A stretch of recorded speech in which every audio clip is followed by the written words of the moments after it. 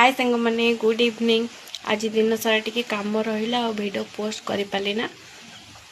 संध्या बेले आसली वीडियो करने डेली डेली एक्टिव न रही पुणी असुविधा आगक हम से लगी आज संध्यारे मो पुओ कहला कि खीरी खाइब बोली आउ एबे तो चाउल फाउल भेदा भेदी है केमी खीरी करी भाविली सिमेई आ सुजी रे खीरी करी आज फास्ट टाइम ट्राए करी आस देखिए कौन हो।